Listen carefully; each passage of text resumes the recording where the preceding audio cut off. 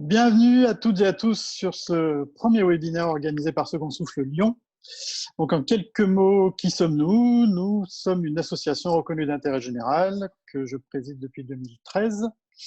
Nous regroupons une quarantaine d'entrepreneurs qui mettent leur expérience au profit d'entrepreneurs en difficulté. Et nous intervenons en amont des procédures judiciaires. Et notre volonté est d'agir pour que les dirigeants entrepreneurs ne soient jamais isolés. Et donc, nous accompagnons chaque entrepreneur en difficulté sous la forme de binômes et sur plusieurs rendez-vous.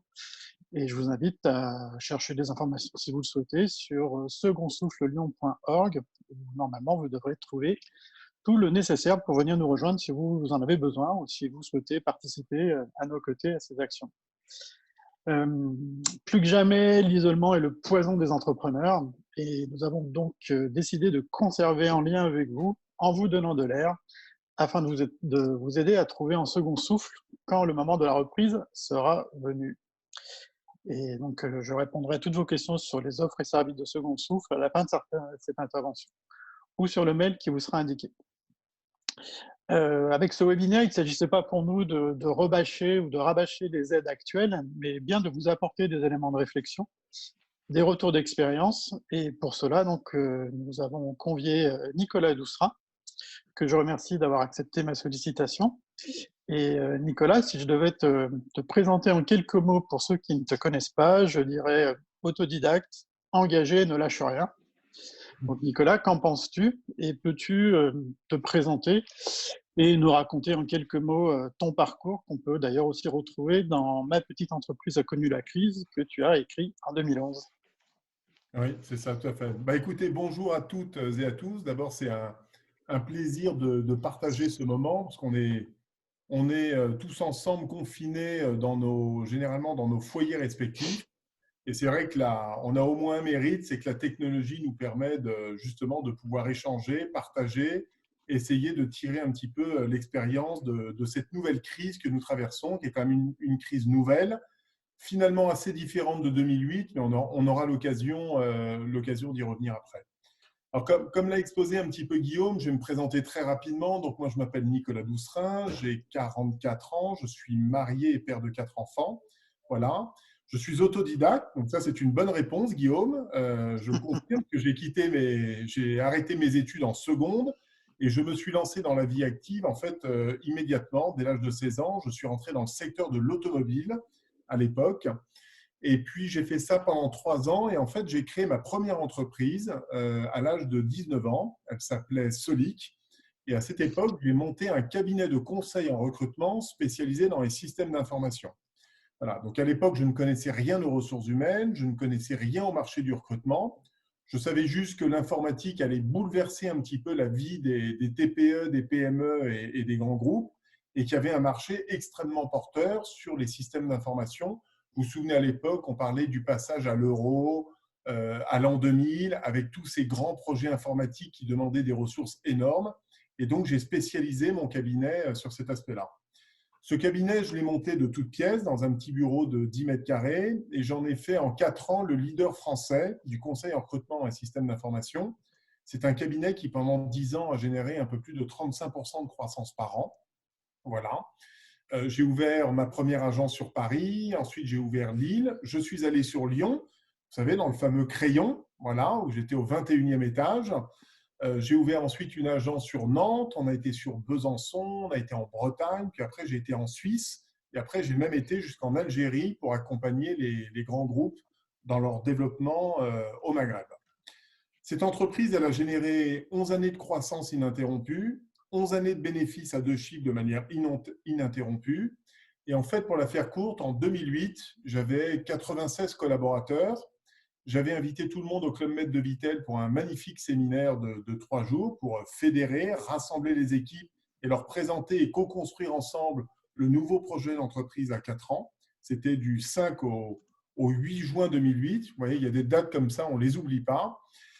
Et puis, ce séminaire s'est magnifiquement bien passé et jusqu'au moment où nous sommes arrivés le 15 septembre 2008. Et le 15 septembre 2008, beaucoup d'entre vous se souviennent de cette date.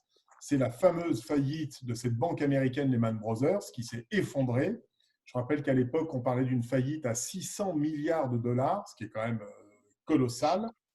Et j'étais très loin d'imaginer finalement que la faillite de cette banque américaine allait provoquer un véritable tsunami et allait emporter mon entreprise, implantée à Issy-les-Moulineaux dans le 92, plus toutes les agences en France, mais allait être balayée. Puisqu'en fait, en 2 mois, entre le 15 septembre et le 15 novembre 2008, ma petite entreprise a perdu 55% de son chiffre d'affaires en 2 mois.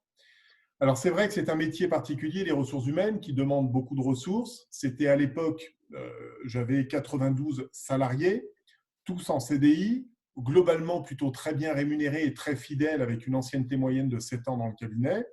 Ça demande des coûts de locaux, parce que le marché du recrutement, il faut rencontrer des candidats, il faut les voir, et donc il y a beaucoup de coûts. Et c'est vrai que même avec une trésorerie à 2,5 millions d'euros à l'époque, j'ai perdu 1,9 million en l'espace de 6 mois.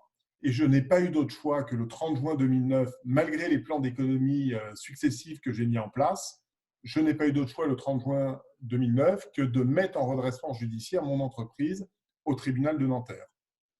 Lorsque je suis arrivé au tribunal de Nanterre, on m'a indiqué que je n'aurais quasiment aucune chance de m'en sortir, qu'il y avait moins de 2% des entreprises qui se mettaient en redressement judiciaire qui pouvaient valider un plan de continuation. Et en fait, lorsque le président m'a donné cette information, cette statistique, j'ai réuni mes collaborateurs le soir. Je leur ai dit, écoutez, j'ai 2 nouvelles à vous annoncer, une bonne et une mauvaise. La mauvaise nouvelle, c'est que vous ne serez pas payé à la fin du mois. La bonne nouvelle, c'est que je viens de mettre en redressement judiciaire mon entreprise, que 2% de ces entreprises qui se mettent en RJ s'en sortent. Et bonne nouvelle, nous ferons partie de ces 2%. Et en fait, j'ai rebâti mon projet d'entreprise, j'ai remobilisé mes collaborateurs, on a lancé 23 projets, il y a eu 21 échecs, il y a eu 2 succès. Et sur ces 2 succès, au bout de 6 mois, on a réussi à redégager 200 000 euros de bénéfices, à valider ce qu'on appelle un plan de continuation et à sortir de l'eau. Et c'est à ce moment-là que j'ai décidé en fait de sortir mon bouquin. À l'époque, ma petite entreprise a connu la crise, parce que je m'étais dit à l'époque, soit je vais aller voir un psy et puis je vais faire une grosse thérapie pendant 2 ans, parce que là, je vous raconte ça de manière un peu rapide. Je vous laisse imaginer tout ce qu'il a fallu vivre pendant de nombreux mois, tant sur le plan familial que sur le plan professionnel. Soit de cette histoire, je vais en faire une force, je vais en faire ma thérapie, je vais en faire un bouquin et je vais pouvoir aller témoigner, porter. Et c'est ce que j'ai fait. On a choisi de faire ce bouquin. Et puis voilà, ce bouquin a eu pas mal de succès. Il s'est vendu à plus de 16 000 exemplaires. Et c'est grâce à ce bouquin que j'en ai fait mon nouveau métier depuis, puisque j'accompagne les entreprises en gestion de crise et dans leurs projets de transformation. Et c'est la raison pour laquelle on a proposé avec Second Souffle de partager un petit peu ces expériences, de répondre à vos questions pour justement essayer de vous faire bénéficier, entre guillemets, de l'expérience que j'ai vécue, de vous préconiser un certain nombre de conseils et puis tout simplement de s'entraider dans cette période de difficulté parce qu'il y a comme ça qu'on s'en sortira collectivement. Voilà. Nicolas, je me permets 2 secondes de prendre la parole. Oui. Stéphane Tournier, est-ce que tu pourrais, s'il te plaît, débloquer pour tout le monde, puisque tu as un rôle d'animateur, je ne sais pas ce qui s'est passé. Donc, il n'y a que toi qui peux valider l'enregistrement de la réunion. Donc, j'espère que tu l'enregistres depuis le départ, sinon on a perdu le départ de la réunion. Et visiblement, comme tu n'as pas validé, moi, ça n'enregistre pas sur mon ordinateur.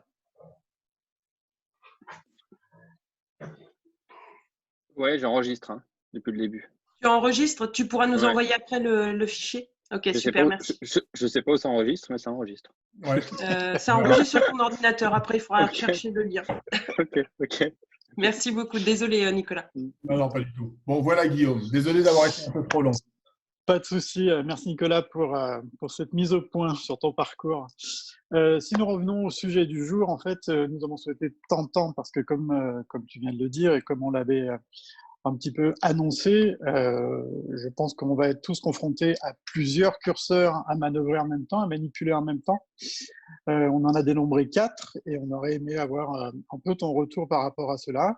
Et puis ensuite, prendre 1 à 2 questions par point pour animer l'ensemble de ce webinaire. Donc, ce qu'on imagine, c'est que les quatre curseurs sont les suivants: la gestion d'urgence, la gestion de la crise en tant que telle et ses implications spécifiques à chaque activité, la gestion de l'activité courante et bien sûr la préparation de l'avenir qui est on ne peut plus flou à l'heure actuelle. Es-tu d'accord avec ce constat et qu'en penses-tu?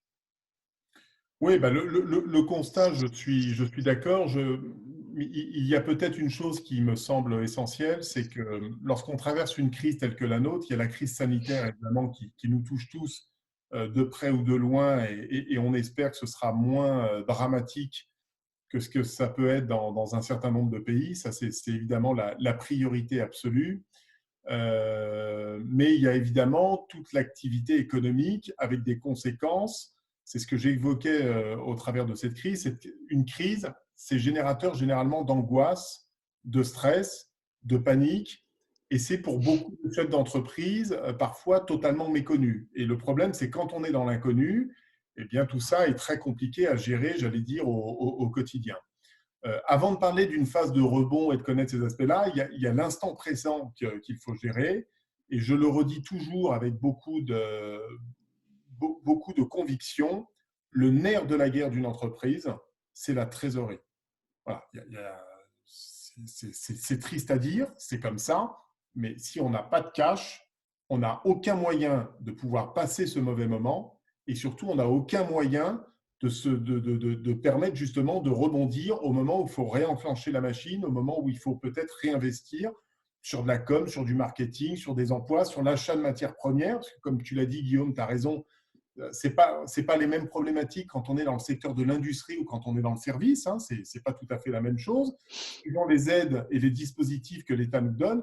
Mais en tout cas, le point commun à toutes les entreprises en période de crise, c'est le nerf de la guerre. Et j'en parle d'autant plus que mon entreprise, le 15 septembre 2008, lorsque j'ai rencontré mes difficultés, j'avais, accrochez-vous bien, 2,5 millions d'euros de trésorerie sur mes comptes bancaires. J'avais 92 collaborateurs et au 30 juin 2009, j'étais en redressement judiciaire.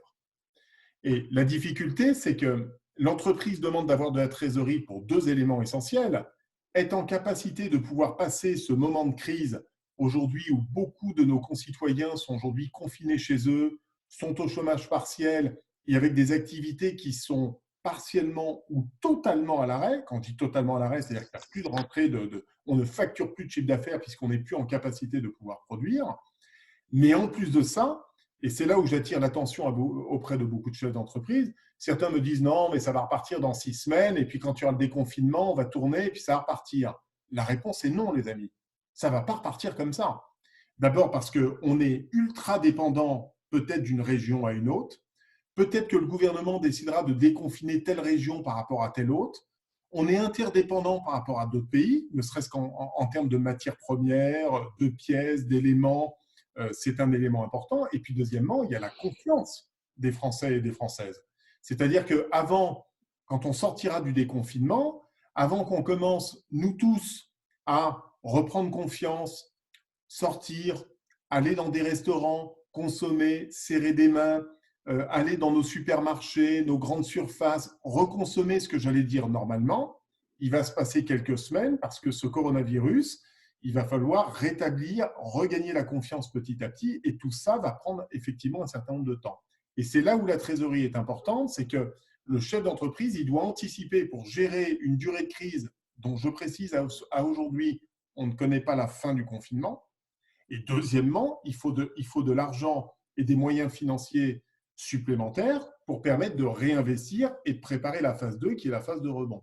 Voilà. Je ne sais pas déjà si vous avez des questions peut-être, soit Guillaume, soit nos amis qui sont connectés sur le sujet.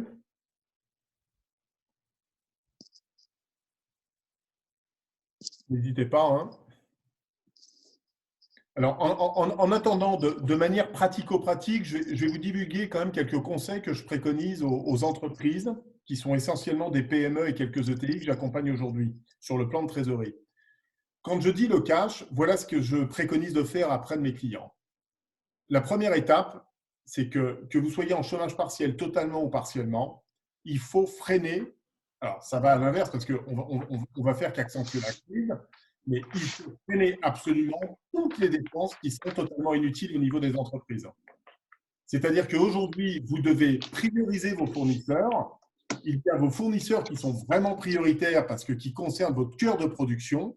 Et il y a tout ce qui est annexe dont vous pouvez vous passer en période de crise.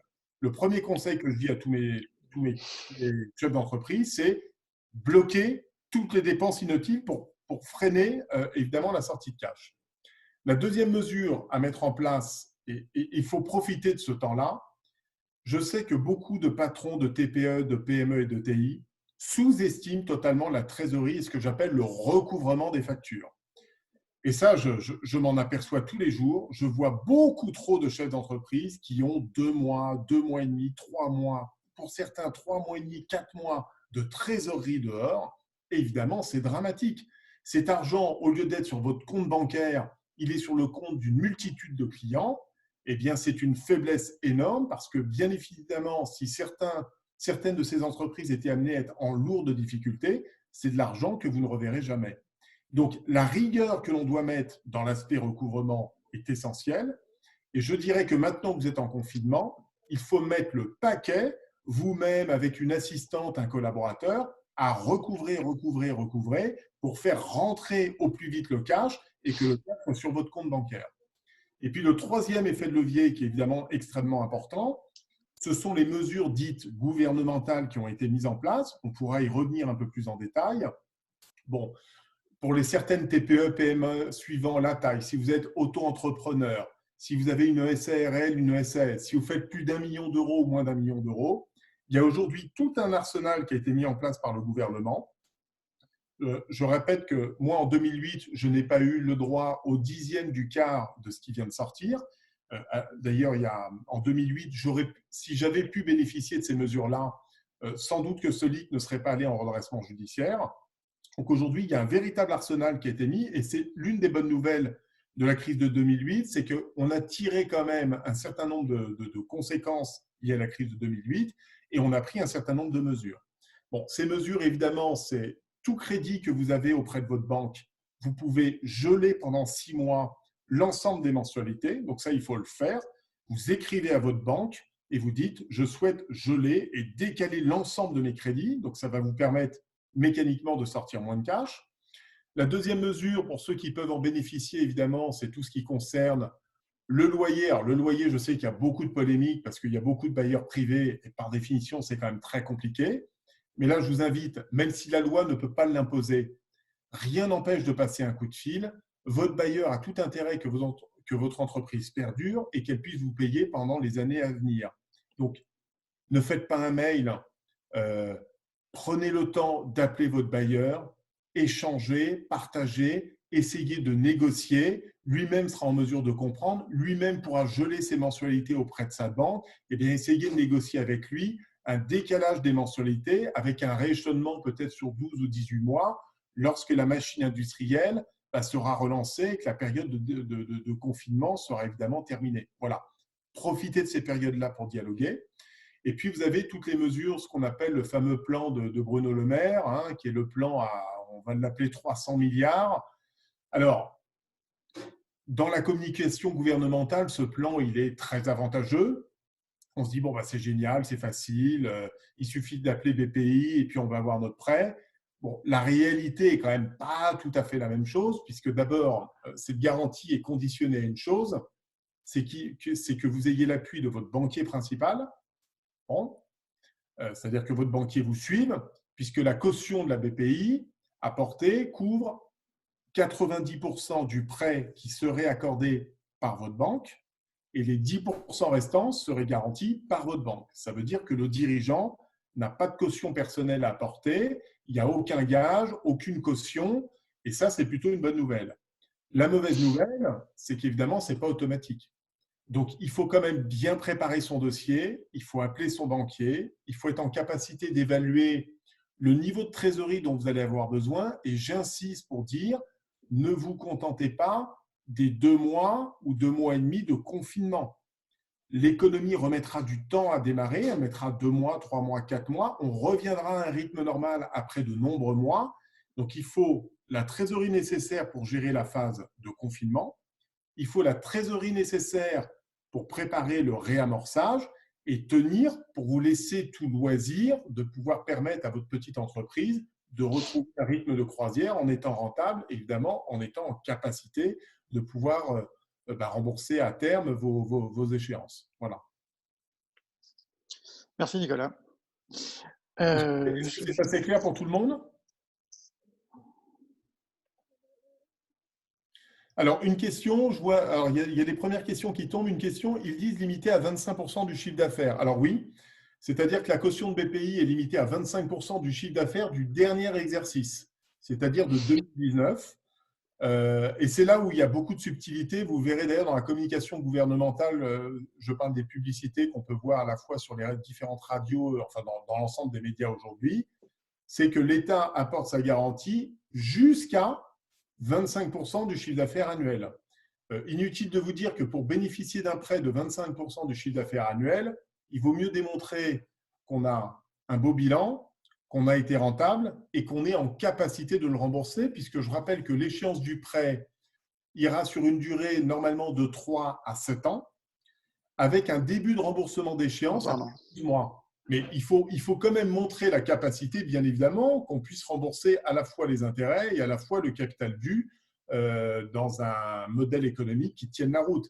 Si vous sortez un bilan qui est négatif, avec des pertes l'année dernière, où vous faisiez, je dis n'importe quoi, 400 000 euros, puis vous demandez un prêt de 100 000 euros, qui correspond à 25% du chiffre, honnêtement, la probabilité que vous ayez votre prêt, il est quasiment nul.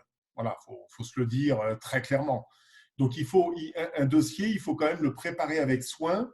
Soit vous êtes en capacité de pouvoir l'argumenter, le justifier, le bâtir, ce que j'allais dire intelligemment, mais n'y voyez pas de propos donneurs de leçons professorales, ce n'est pas ce que je veux dire, mais il faut toujours se mettre à la place du banquier. Le banquier, il va quand même regarder votre capacité au final à tenir sur la durée et à rembourser. Donc, il faut le rassurer à la fois sur votre modèle économique et en même temps sur votre capacité de rebondir, voilà, et de pouvoir payer vos futures échéances.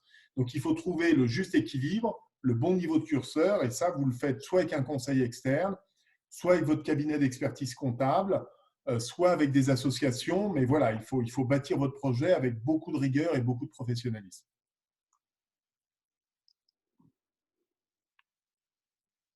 N'hésitez pas à poser vos questions. L'objectif, c'est que ce soit extrêmement riche, très vivant. Donc, n'hésitez pas à poser toutes vos questions sur l'aspect trésorerie. Après, on peut passer sur les autres volets si vous avez envie, évidemment, d'enchaîner.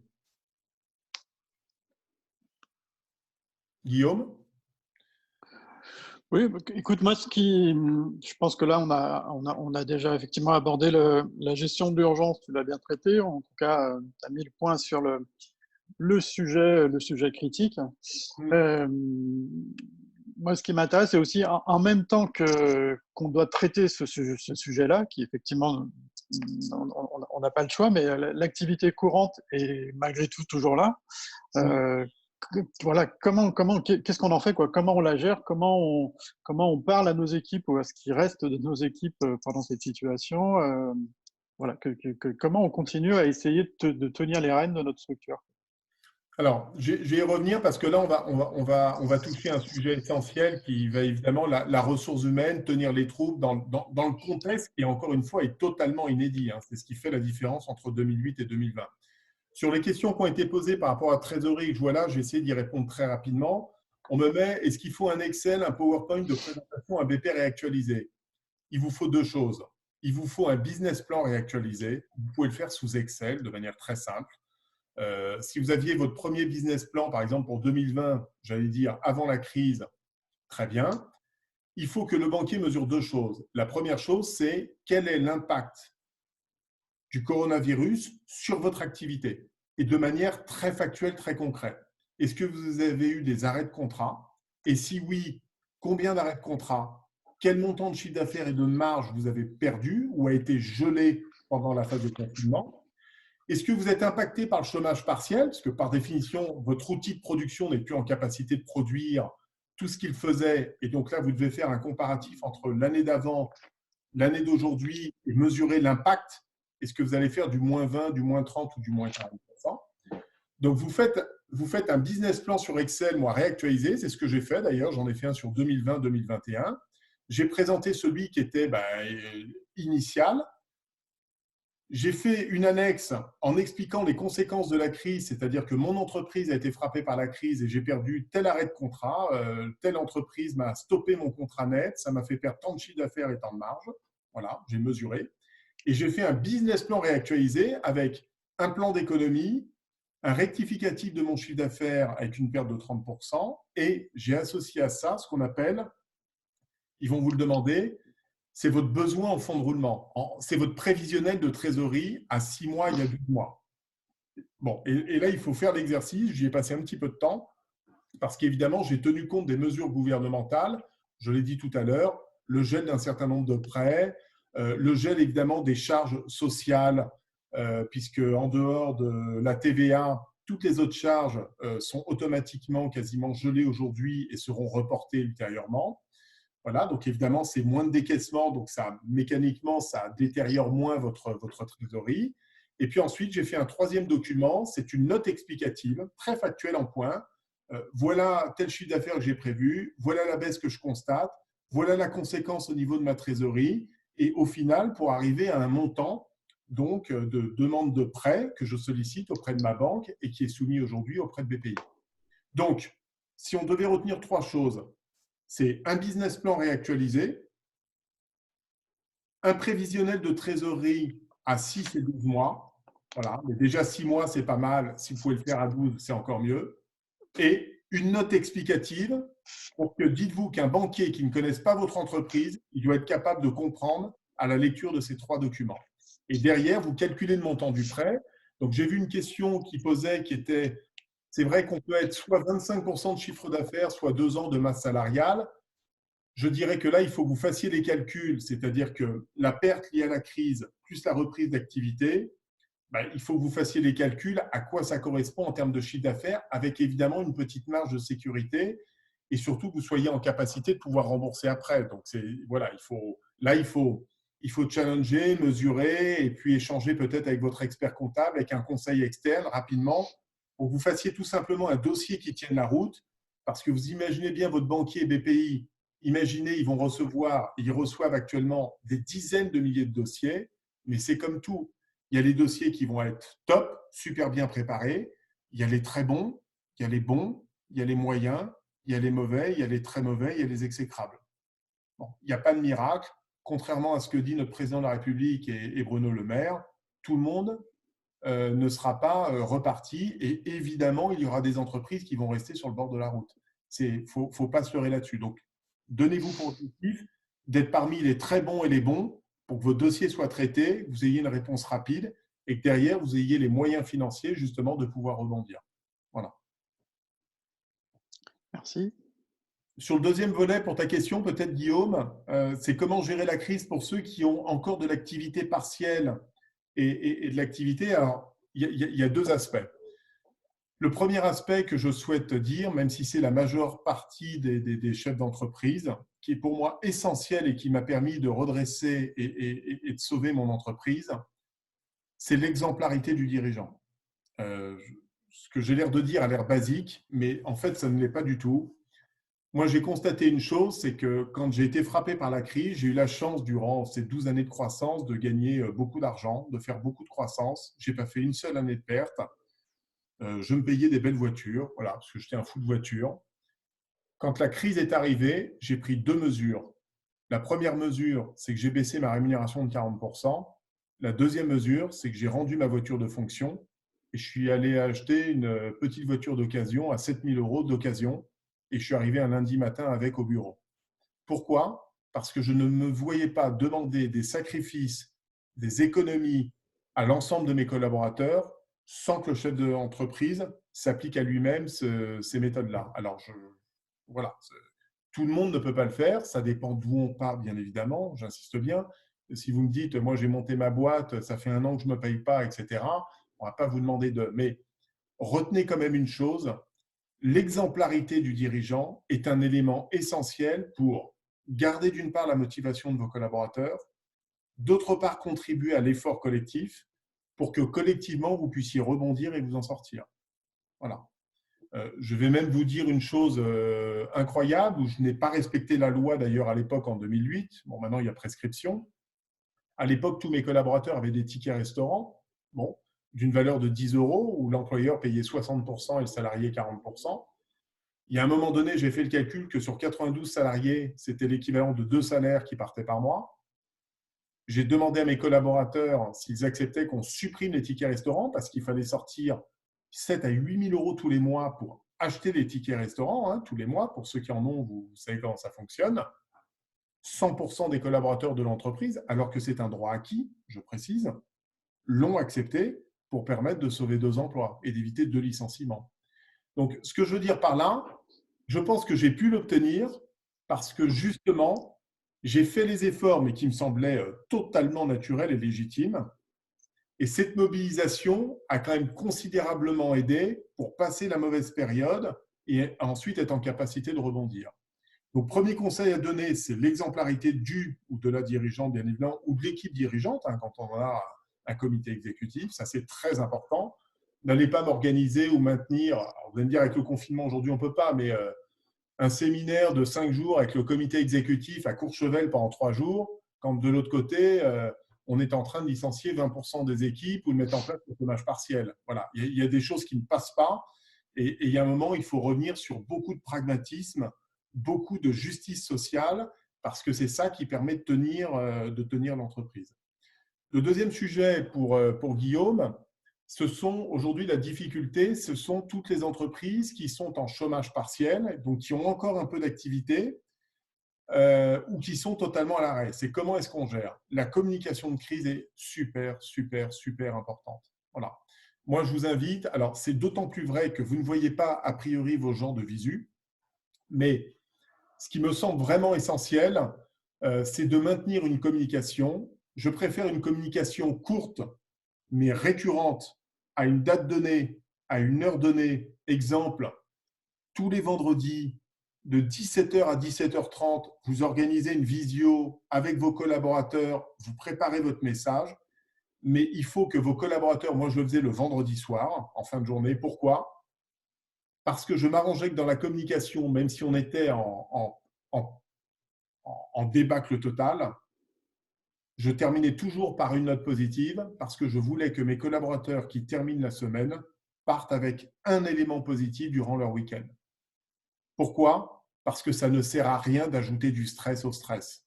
Bon, et aujourd'hui, très honnêtement, d'ailleurs, bon, je ne vais pas faire de politique parce que ce n'est pas mon rôle là-dessus, mais quand je vois que sur toutes les chaînes, toutes les ondes, on communique sur un chiffre, c'est le nombre de victimes qu'il y a eu en l'espace de 24 heures avec le cumul, etc.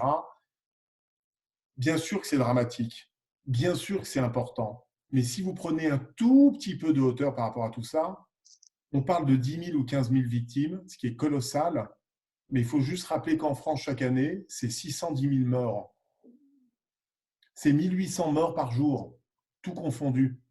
Et il y a plus de morts aujourd'hui sur les routes, en cumulé, parfois, que dans certains pays sur le coronavirus. Ce que je veux dire par là, c'est que c'est évidemment dramatique. Évidemment, quand on dit qu'un bébé de 2 mois est décédé ou une jeune fille de 16 ans est décédée, c'est la seule, tout le monde essaye de se projeter parce qu'on a tous dans notre entourage, peut-être même dans nos familles propres, une jeune fille, on se dit si c'était la nôtre, c'est dramatique. On joue sur les émotions. Je pense que ce n'est pas très sain. Et je pense que ce n'est pas comme ça qu'on va créer de la solidarité, s'entraider, nous permettre de rebondir. Il faut faire attention avec les chiffres parce que je trouve que la manipulation, parfois, peut être extrêmement dangereuse pour notre psychique au quotidien.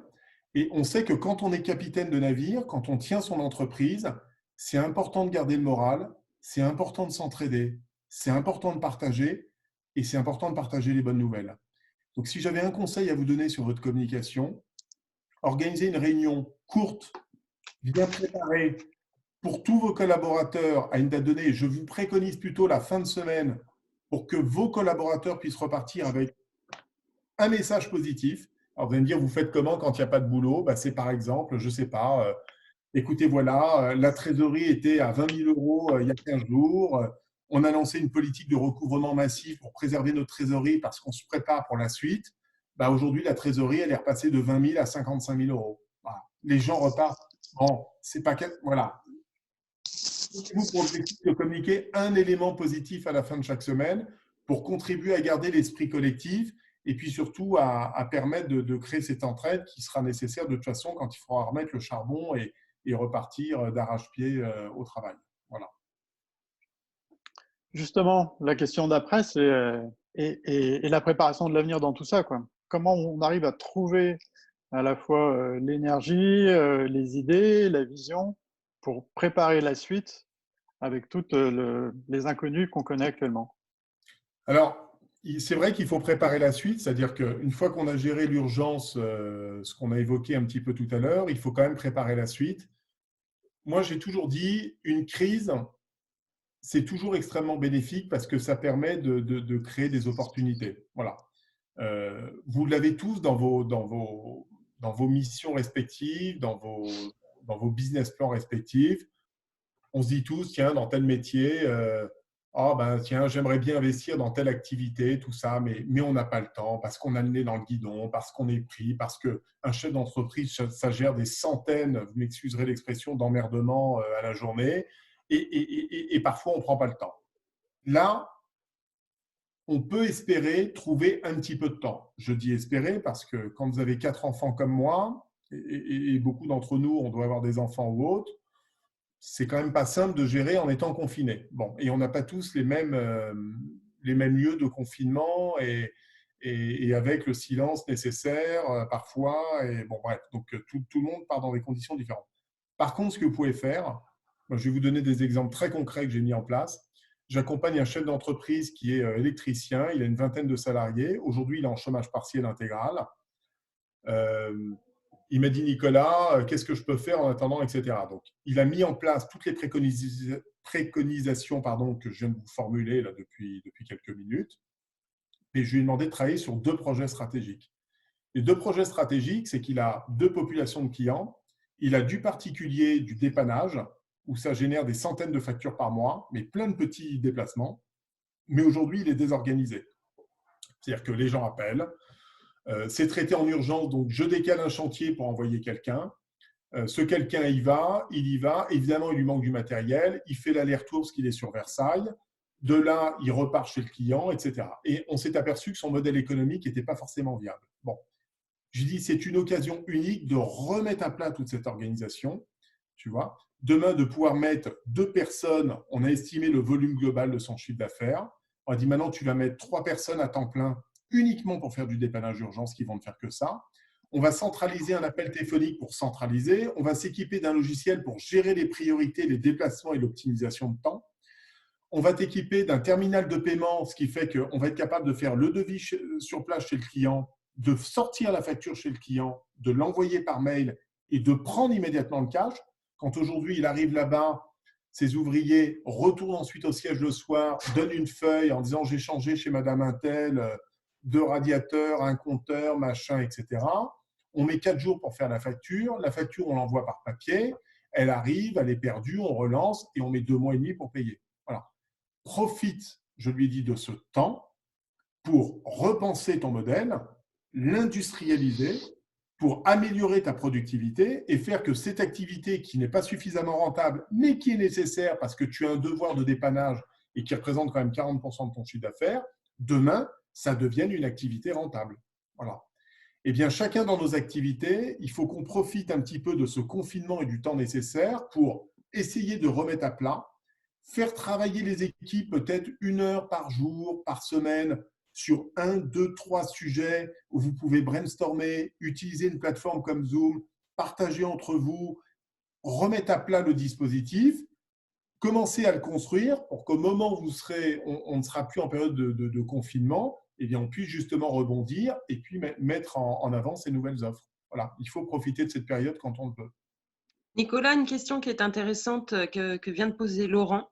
Je suis gérant de cabinet de formation. Toutes mes missions sont annulées et en stand-by. Quels conseils donnez-vous pour retrouver des clients ou des prospects ou autres idées? Merci beaucoup. Oui, c'est une bonne question. Alors, il se trouve que je l'ai eu il y a pas très longtemps parce que je connais pas mal de monde justement dans la formation. Évidemment, aujourd'hui, c'est compliqué. C'est un peu pareil d'ailleurs dans les ressources humaines. C'est-à-dire aujourd'hui, aller appeler des clients, les prospecter pour aller faire la chasse de tête ou les accompagner dans le recrutement, aujourd'hui, ils ont autre chose à faire, honnêtement. Ils sont dans le chômage partiel, gérer le dossier, on ne sait pas comment gérer. Bon. Ce qui est compliqué, c'est que si j'étais à votre place dans un organisme de formation, qu'est-ce que je ferais? Bon, évidemment, vous mettez tous vos collaborateurs au chômage partiel pour que vous ayez une couverture, je vous rappelle, à, on va dire, presque 100% aujourd'hui du dispositif par l'État. Par contre, là où il faut penser, c'est qu'à partir du moment, si vous n'êtes pas outillé aujourd'hui pour faire ce qu'on appelle toutes les formations e-learning, de faire de la formation à distance, de préparer des micro-formations de 15 minutes, d'accompagner, si vous êtes resté sur un schéma un peu plus traditionnel, entre guillemets, eh bien, c'est peut-être là où il faut passer du temps maintenant pour préparer, optimiser justement ce nouveau plan de formation que vous seriez capable de mettre en place demain pour ne pas subir la crise telle que vous l'affrontez aujourd'hui.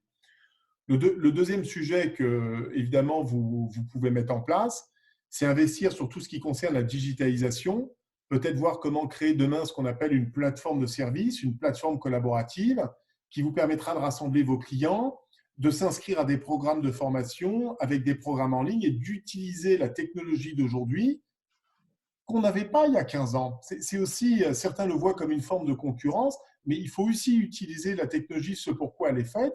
Et aujourd'hui, dans nos métiers, que ce soit dans les ressources humaines, dans le management de transition ou également dans la formation, il y a des technologies qui le permettent aujourd'hui. Donc, il faut s'entourer des bonnes personnes, monter une équipe projet de 3-4 personnes, se trouver un chef de projet, travailler, porter les réflexions, observer sur Internet, regarder ce qui se fait de ce qui ne se fait pas, voire éventuellement pour monter un partenariat. Ça peut être un autre organisme de formation qui est plutôt très digitalisé. Quand vous ne l'êtes pas, il y a peut-être des associations à faire pour mutualiser, partager et construire demain.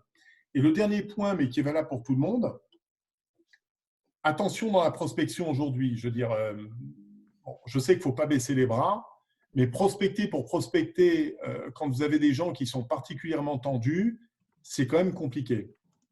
Faut laisser un peu de temps, mais évidemment, il va falloir reprendre assez rapidement. Par contre, ce que vous pouvez faire déjà en amont, c'est que là où vous n'avez pas eu le temps avant, vous pouvez préparer des vidéos, voilà, sur des thématiques très précises, sur des formats courts d'1 minute 30 pour préparer. Vous pouvez préparer des campagnes emailing.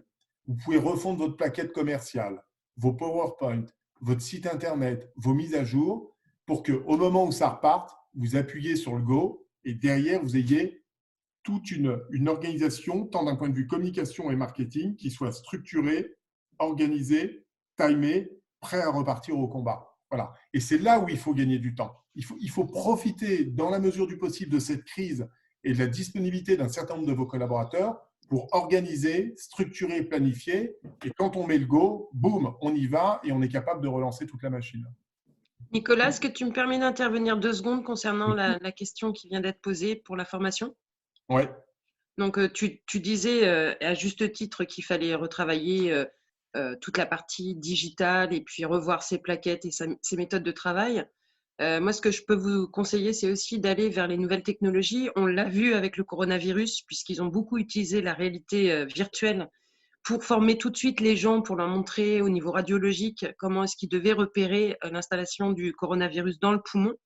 Donc, pour vos formations, vous pouvez peut-être étudier des nouvelles technologies et justement proposer ça à vos clients. C'est le moment où jamais ils ont le temps de regarder. Donc, c'est peut-être une solution pour vous.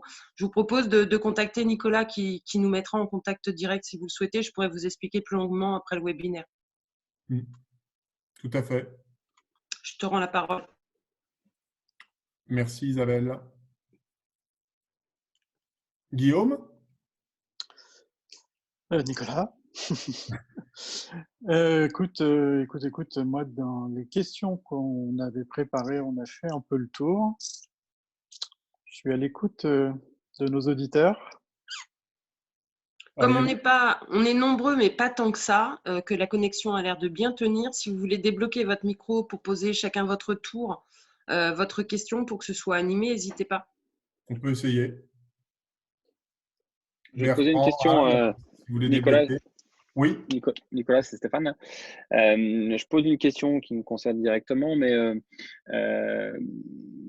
aujourd'hui, on parle effectivement de cette histoire de BPI, de couverture, la possibilité aussi de présenter potentiellement des projets, finalement, et de profiter de ce moment-là pour peut-être financer certains projets. Alors aujourd'hui, moi j'ai clairement un banquier qui fait lettre morte, hein, c'est-à-dire qu'il répond à rien, et à qui je n'ai jamais rien demandé, hein, puisqu'on n'a jamais rien demandé, que ce soit un découvert ou un prêt bancaire. Malgré ça, on est sur une activité, nous, qui est en pleine croissance, avec aujourd'hui pas encore de bilan. Et le premier bilan ne sera pas très bon, puisque c'était un bilan de lancement. Et donc, je me retrouve un petit peu bloqué parce que est-ce qu'on passe directement via BPI tout de suite, ou est-ce que de toute façon, quoi qu'il se passe, il faut que j'attende qu'ils décident de me répondre, ou en tout cas de pouvoir avoir un contact au sein de ma banque? Alors, j'essaie de répondre plusieurs choses. D'abord, je vais vous donner un conseil gratuit. Parfois, ça choque toujours les chefs d'entreprise. Il faut toujours, d'abord, bien soigner son banquier, toujours. Et quand la situation va bien, lorsqu'on a un beau bilan, c'est lorsque l'on gagne de l'argent qu'il faut emprunter auprès de la banque. Et pas quand on en a besoin. Par définition, quand on emprunte, quand on a besoin, c'est trop tard. Voilà. Moi, la réussite que j'ai toujours eue, c'est qu'à chaque fois que j'ai fait un bon bilan et gagné de l'argent, j'ai demandé des lignes de crédit, même si j'en avais pas besoin. Mais au moins, elles étaient là. Et en cas de coup dur, là, vous les faites marcher. Bon, ça, c'est un conseil alors qui ne tombe pas forcément là dans la crise telle qu'on la traverse aujourd'hui. Et c'est vraiment un conseil que je préconise d'ailleurs et que je raconte très bien dans un des chapitres d'ailleurs de mon bouquin. Bon, ce qui est compliqué dans le cas, c'est quand on n'a pas eu des… Alors, bon, d'abord, première étape au niveau de BPI. Il faut aller sur le site de BPI et il faut absolument remplir ce fameux dossier. Vous ne pouvez pas vous tromper sur la première page. Vous avez le plan d'urgence de l'État. Il faut que vous alliez remplir votre dossier au niveau de BPI. Ça vous prend 10 minutes. Il faut le nom de l'entreprise, l'adresse, le dirigeant, votre dernier bilan, vous le remplissez et vous serez rappelé par BPI dans les 48 heures. Bon, ça, il faut le faire. Maintenant, pour répondre précisément à la question, on en revient toujours à la même chose. Il faut passer par son banquier principal. Ce n'est pas BPI qui va prêter directement. BPI est en support d'une banque. Voilà. Et donc, il faut passer par la banque. Donc, si la banque ne réagit pas, il faut essayer d'aller voir un autre banquier ou de comprendre pourquoi est-ce que la banque ne réagit pas. Est-ce que vous avez le bon interlocuteur? Et il faut peut-être passer directement par le directeur d'agence. Moi, je n'hésiterai pas. Il faut passer au-dessus. Mais en tout cas, ça ne passe que par le banquier principal, BPI. Et si je peux me permettre juste un retour pour toi, Stéphane, d'après ce que j'ai vu et les retours que l'on a, il y a une chose sur laquelle il ne faut pas tomber, c'est qu'ils ne veulent en tout cas pas à court terme de financement de croissance. Donc, les banquiers aujourd'hui sont particulièrement vigilants, et la BPI aussi, à ce que, en tout cas directement, les prêts qui seront accordés ne soient pas là pour financer de la croissance, en tout cas officiellement, quoi. Je me permets d'apporter aussi un petit complément, puisque j'ai eu l'occasion d'en parler avec le siège de la Société Générale. Il y a des gens qui ont été mis en arrêt de travail parce que leur épouse ou leur mari est un soignant. Donc, ils ont carrément pris un arrêt de travail pour pouvoir s'occuper de leurs enfants. Ou des gens qui présentent une pathologie style du diabète, de l'hypertension ou de l'asthme. Donc, la recommandation qu'ils faisaient au niveau de la Société Générale, c'était que si votre banquier ne vous répond pas, d'écrire directement à l'adresse de l'agence. Ce qui se peut que le collaborateur soit en arrêt et n'ait pas accès à ses mails. Non, mais de toute façon, moi, je vais vous dire une chose, faut être très clair. Si vous n'arrivez pas à avoir personne, mais alors là, vous vous débrouillez pour avoir quelqu'un.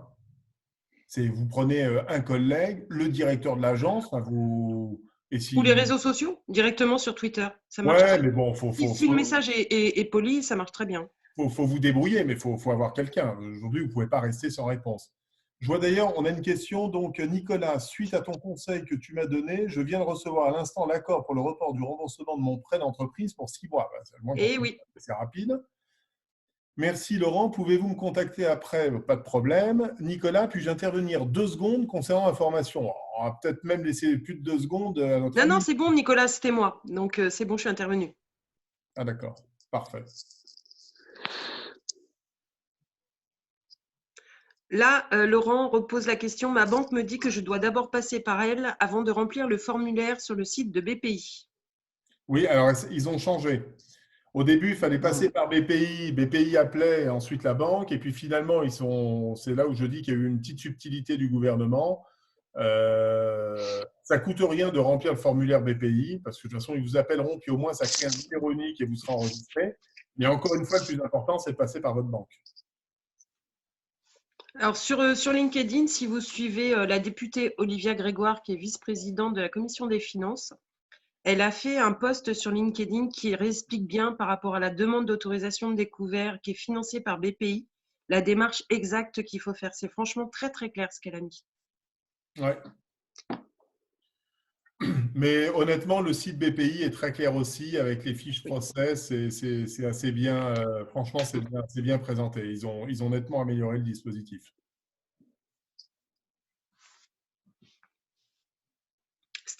Cyril dit aussi à Stéphane, il y a le médiateur du crédit à solliciter peut-être. Qu'est-ce que tu conseilles, Nicolas, par rapport à ça?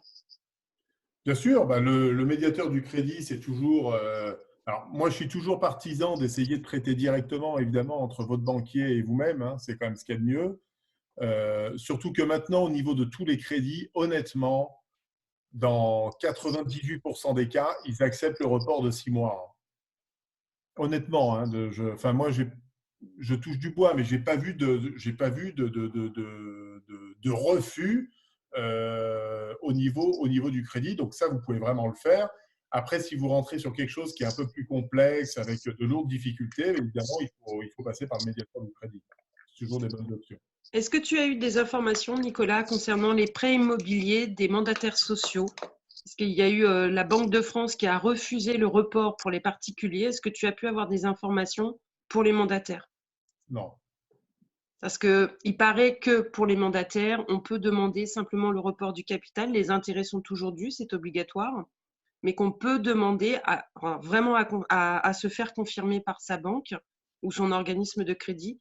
Mais apparemment, on peut demander à reporter la partie capitale en fin de contrat. Oui, alors ça, c'est souvent prévu quand même aujourd'hui dans pas mal de contrats de crédit pour évidemment votre bien immobilier. C'est prévu normalement. Il y a des articles qui prévoient de pouvoir repousser jusqu'à 1 an, voire 2 ans dans certains cas. Mais pareil, si vous le demandez à la banque, si vous expliquez le contexte, la situation, en disant écoutez, voilà, je suis entrepreneur comme vous le savez, on traverse une crise majeure, j'ai pris des mesures d'économie, mais évidemment, ma rémunération est directement liée à l'activité de mon entreprise. Et comme je vais arrêter de me rémunérer partiellement ou totalement pendant un laps de temps, je voulais voir avec vous dans quelle mesure je pouvais décaler.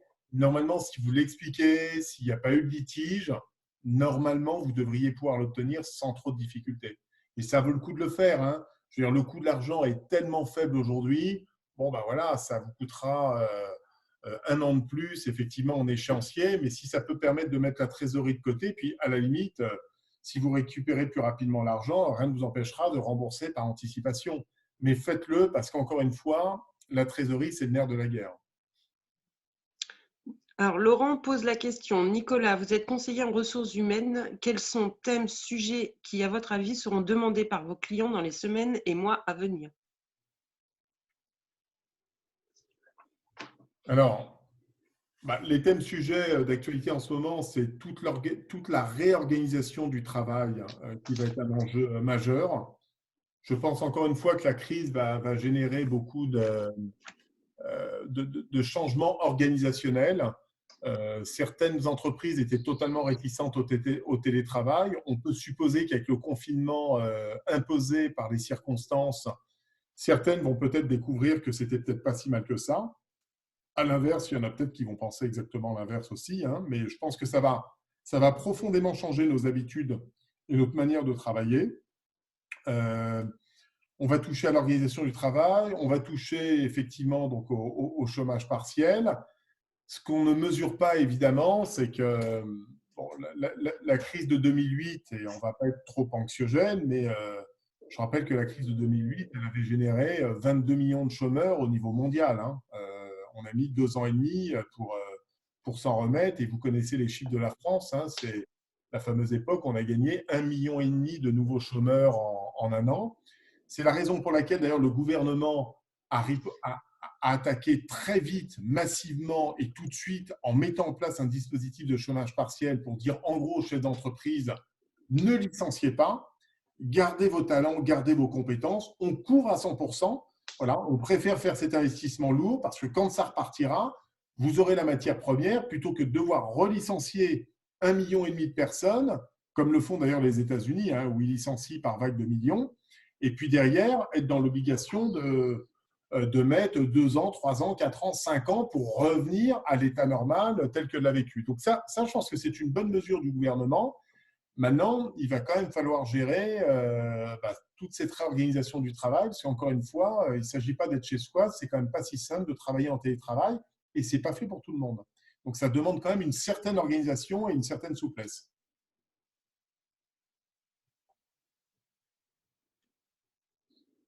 Je ne sais pas si j'ai répondu à votre question, Laurent.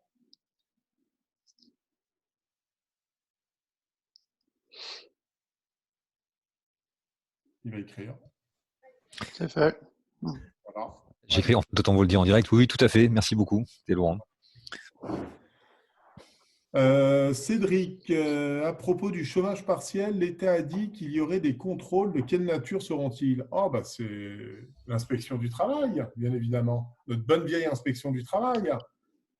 C'est la directe. On va se dire, oui, il y aura des contrôles. Alors, je vais être très clair aussi parce que j'ai conseillé beaucoup de chefs d'entreprise là-dessus. Il faut essayer évidemment il faut éviter de frauder l'État. Bon, je m'explique. Si vous êtes partiellement arrêté, qu'un certain nombre de collaborateurs continuent de travailler, il faut absolument mettre en place un chômage partiel qui soit cohérent avec votre activité. En clair, n'allez pas faire travailler vos collaborateurs un tiers, 40 ou 50% du temps et déclarer 100% de votre personnel au chômage partiel. Parce que ça, c'est de la fraude à l'État. Et en cas de contrôle, évidemment, vous prendrez des sanctions et les sanctions seront très lourdes. Voilà. Et voilà. D'ailleurs, elles peuvent être à double titre au passage. Je le dis d'autant plus parce que j'ai quelques chefs d'entreprise qui m'ont posé la question. La facilité pourrait dire on met tout le monde au chômage partiel, on est 100% remboursé, puis on essaye d'en faire travailler quand même certains. Non. On peut pas faire comme ça. D'abord, c'est pas. Voilà. Je pense que c'est vraiment pas bien. Voilà. Et deuxièmement, si demain vous avez un accident du travail de l'un de vos salariés, que vous l'avez déclaré 100% au chômage partiel, qu'il a un accident du travail, parce que ça peut aussi arriver lors d'un déplacement ou autre, évidemment, les sanctions pénales, juridiques et par définition financières auprès du chef d'entreprise seront très importantes. Voilà. Le deuxième sujet, évidemment, c'est le jour où vous êtes amené à vous séparer d'un collaborateur. Si ce dernier, il apprend que vous avez mis le chômage partiel, vous avez touché 100%, et que derrière, vous les faites travailler avec la pénalité financière que le collaborateur a pu subir, évidemment, ça ne va pas très, très bien se passer. Donc, quand on monte un dossier de chômage partiel, c'est comme tout, il faut le faire bien, avec professionnalisme, honnêteté et intelligence. Et il faut que vous regardiez, si vous avez des équipes qui peuvent être totalement au chômage partiel, vous les mettez bien évidemment pour amortir et éviter trop décaisser, même si c'est l'employeur qui paye à la fin. Mais vous recevrez quand même les aides de l'État un peu plus tard, mais moins vous les recevrez.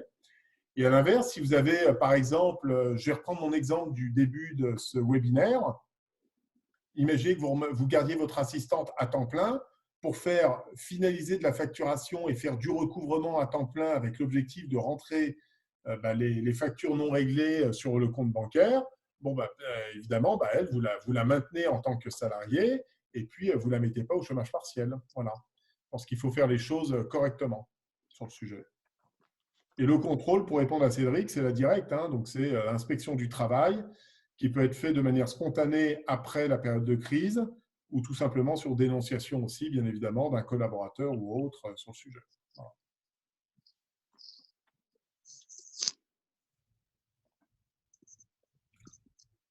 Est-ce que vous avez d'autres questions? On avait abordé la trésorerie, on a abordé un peu les ressources humaines, la motivation, l'exemplarité. Peut-être un autre conseil, c'est côté client aussi, qui me semble important. Je sais qu'il y a eu une question tout à l'heure sur le sujet. Il faut absolument maintenir le lien avec vos clients et vos prospects. N'hésitez pas à prendre contact, à appeler, à venir aux nouvelles. Voilà. En tout cas, à garder un lien, pas forcément intéressé. Hein. Je pense que moi, je le dis toujours à mes clients, le meilleur moyen de signer des contrats, c'est jamais d'y aller en direct. C'est toujours de créer ce lien de confiance et de sincérité.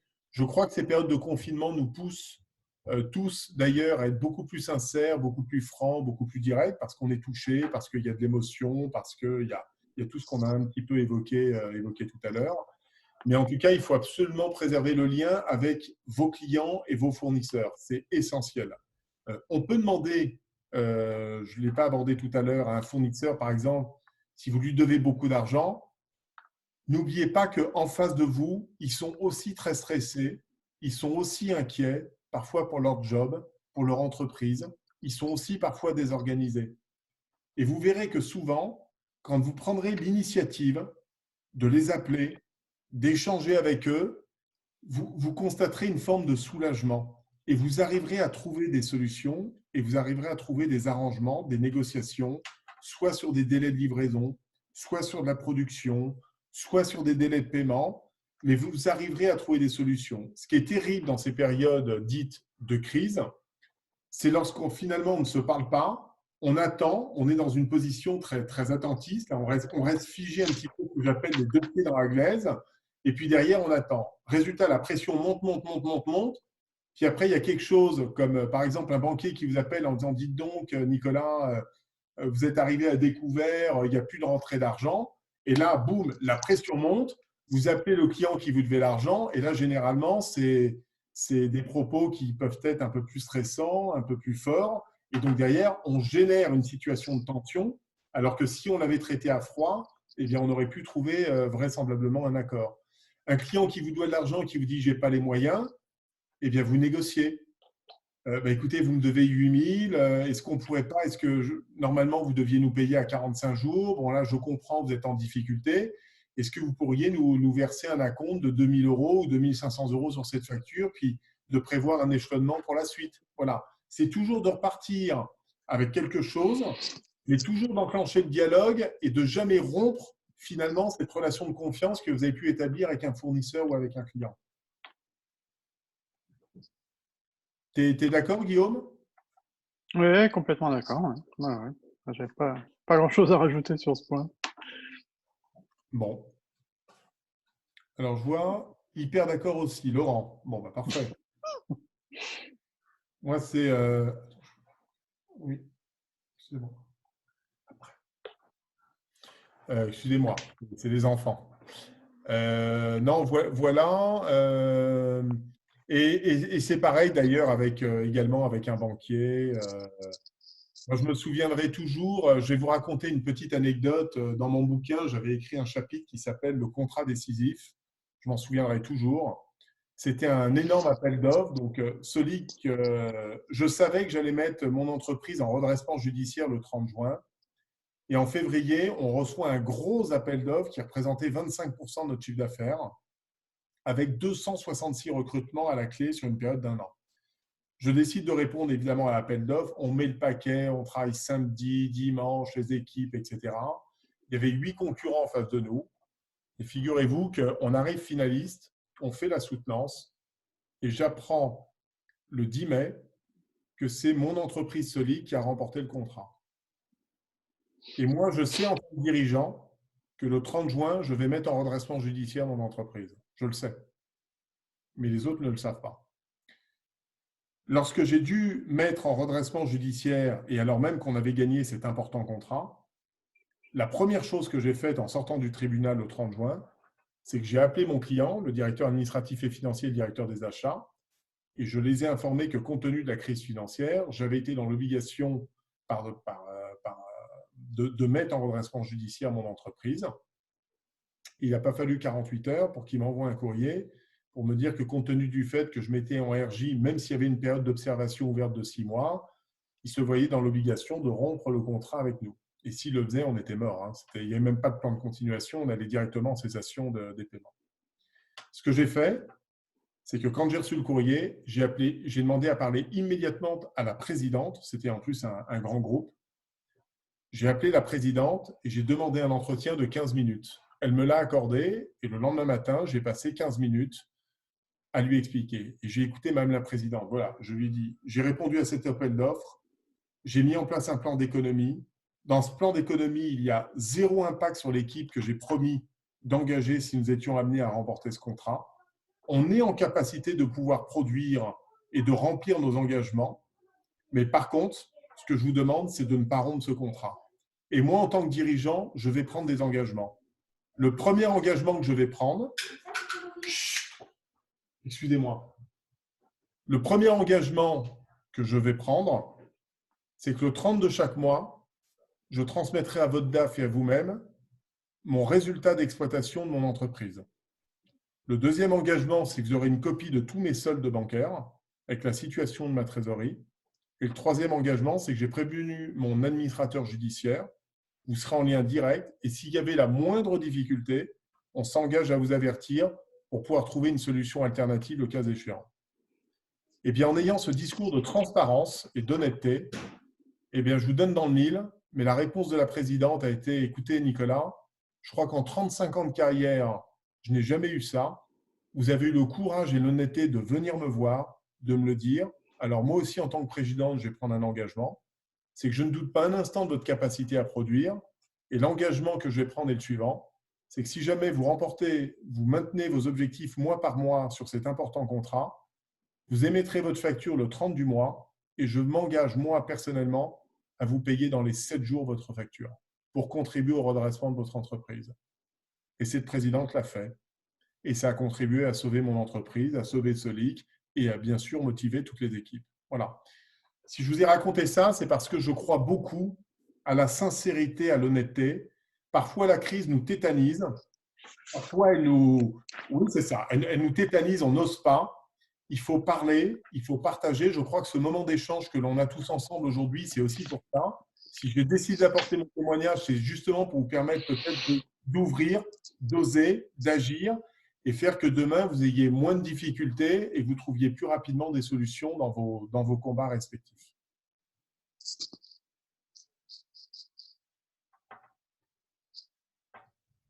Il y a un silence.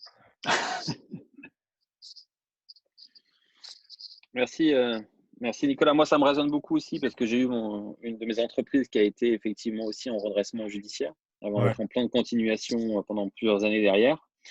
Et effectivement, j'ai vécu la même chose où j'ai dû convaincre certains de mes clients qui venaient de faire des commandes de continuer à maintenir les commandes.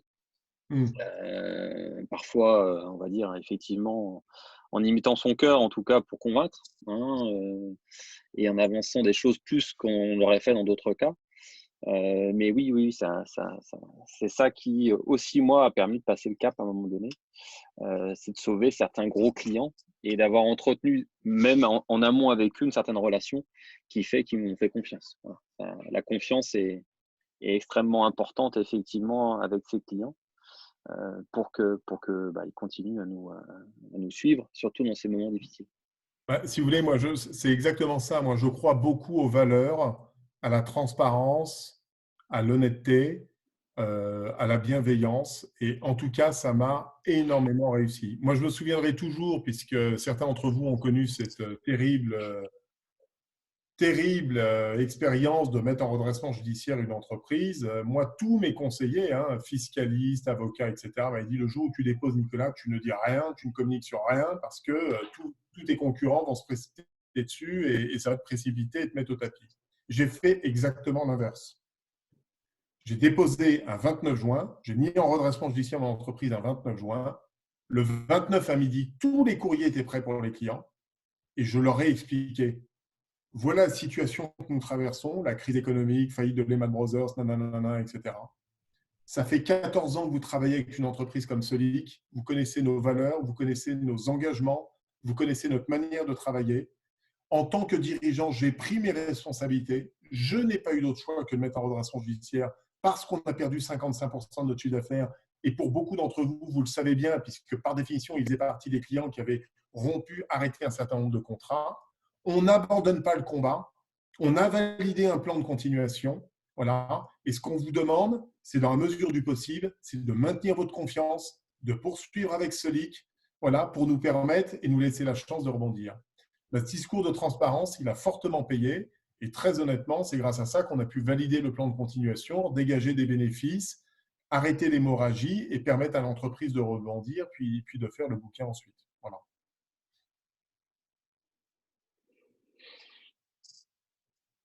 Alors, il y a quelqu'un qui met, ah oui, c'est Anne qui met ça. Lorsqu'on est authentique, l'univers nous le rend. C'est vrai. Regardez le confinement. On n'a jamais aussi peu pollué. Les océans sont en train de se repeupler.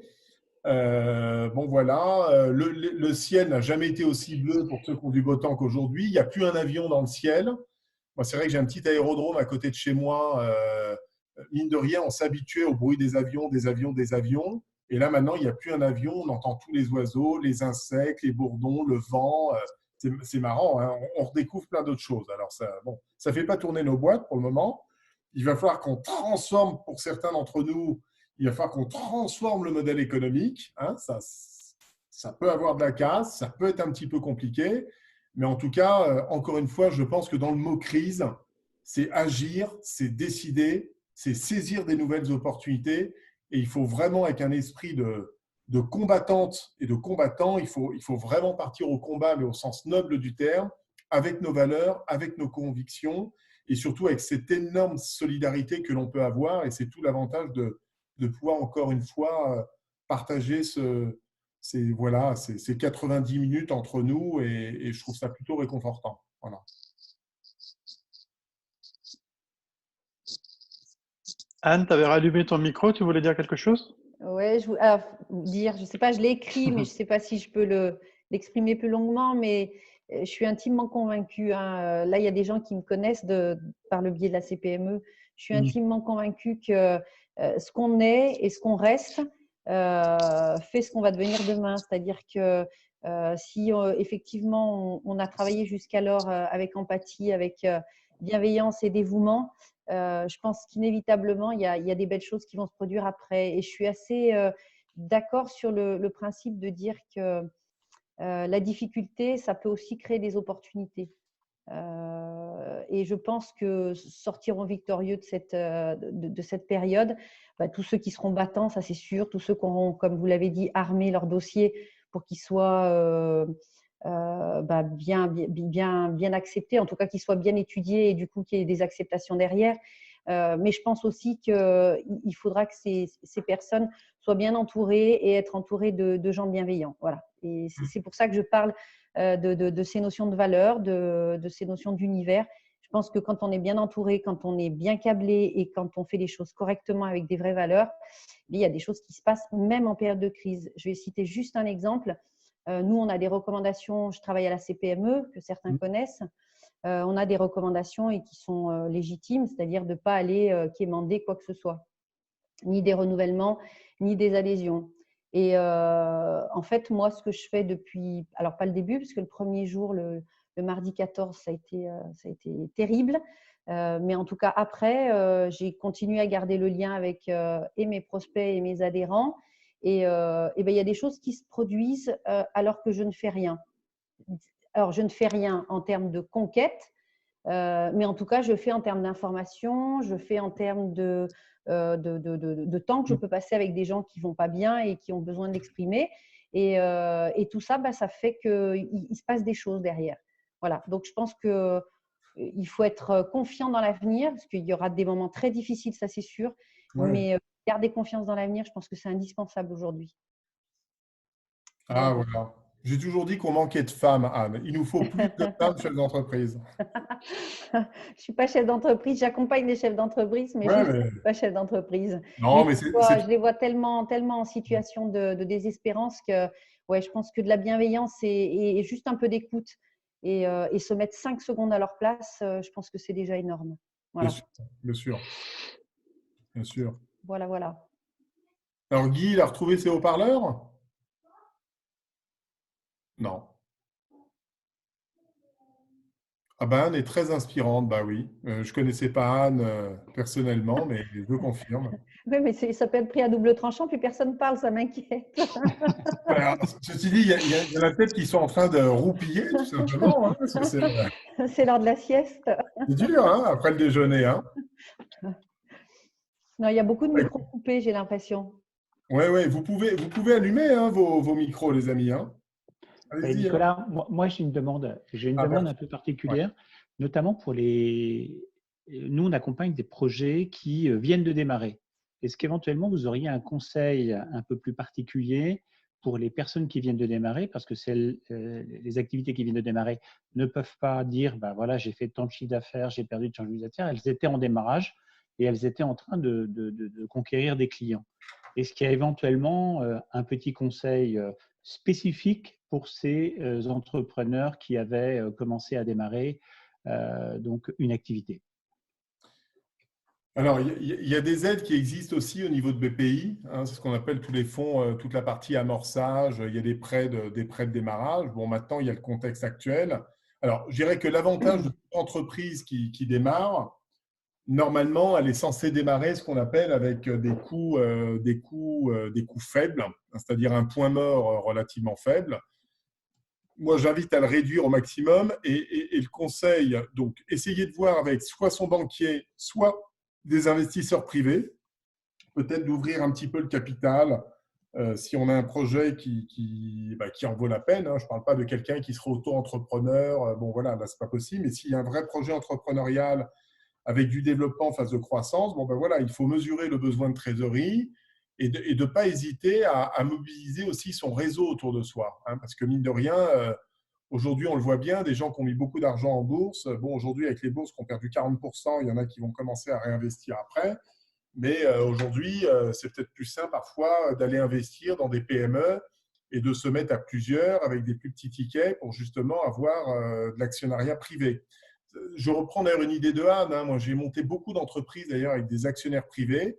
Et évidemment, les gens qui m'ont suivi, ce sont des gens qui ont un peu le même système de pensée que moi, un peu les mêmes valeurs et engagements. Et quand j'ai remonté un projet entreprise il n'y a pas plus tard qu'il y a 4 mois, bon, ben, j'ai beaucoup de gens qui m'ont suivi. Voilà. Parce qu'ils croient dans le projet, parce que le projet il a été monté, il est bien ficelé, mais malgré la crise, ben, ils m'ont maintenu leur confiance. Donc, commencer léger, je pense que les plus belles réussites, ce sont les chefs d'entreprise qui commencent en période de crise, parce que généralement, on commence avec peu de moyens. Hein, on n'est pas là à vouloir investir à tout va et n'importe comment. On y va avec de petits moyens. Et généralement, ceux qui arrivent à passer cette première vague, ben, généralement, ils ont de belles années de croissance derrière eux. Voilà, donc il faut bien tenir, s'encourager et surtout la qualité d'un chef d'entreprise, hein, j'insiste, hein, mais c'est la capacité de bien savoir s'entourer. Hein. Encore une fois, le bon chef d'entreprise, c'est exploiter au mieux les qualités là où vous êtes excellente ou excellent. Voilà. Mettez le maximum toute votre énergie dessus. Et là où vous êtes un peu moins bon, si c'est par exemple sur un prévisionnel de trésorerie, sur la finance, etc., entourez-vous de la bonne compétence qui va venir compléter, parce que c'est évidemment vital et nécessaire pour votre entreprise, mais qui viendra le faire bien mieux et ne passez pas 10 fois plus de temps là-dessus quand si votre première qualité, c'est de faire du commerce et du développement, tout le temps que vous avez passé à faire autre chose, c'est autant de temps que vous ne passez pas à développer votre entreprise. Voilà. Ne pas trop se disperser, restez très centré sur vos qualités premières et puis derrière, entourez-vous, sachez vous entourer et faire jouer le réseau. Ça te va, Bertrand? Oui, merci. Solidarité, ben, j'ai besoin, je peux aider. Voilà. Fanny. Bon, ben, vous voyez, vous avez les coordonnées de Fanny, elle a mis son lien, son site internet. Donc, s'il y en a qui veulent, ils peuvent se connecter. C'est pas un lien vers notre site, c'est un lien où on a mis juste en place un tableau vraiment très très simple entre entrepreneurs, entre collaborateurs. C'est juste, j'ai besoin d'eux là tout de suite et qu'est-ce que je peux faire pour aider? Et ça Très bien. fonctionne entre les petites sociétés, entre les grosses. On a déjà fait plusieurs belles mises en relation. Donc, c'est un outil tout simple, mais n'hésitez pas pour tous les besoins. Ah bah, très bien. Bah, bonne initiative. Merci. Merci beaucoup, Fanny. Je vous en prie. Voilà, les amis. Je ne sais pas si vous avez d'autres questions. De toute manière, il y a nos coordonnées respectives à la fin qui sont affichées actuellement. Donc, n'hésitez pas à nous envoyer vos remarques, vos questions, vos besoins. Nicolas, il me semble qu'on arrive On arrive à la doucement fin. à la fin du programme. Ouais. Aurais-tu une phrase que tu te dis lors de situations extrêmes comme celle-ci pour te guider dans ton quotidien, dans tes actions du quotidien, quelque chose, ton leitmotiv à toi que tu te rappelles régulièrement qui pourrait Ah finir bah, sur une note positive?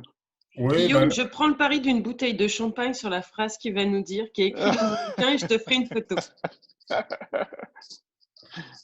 non, ma phrase que je me suis, parce que j'ai vécu évidemment des choses très, très, très fortes, très denses.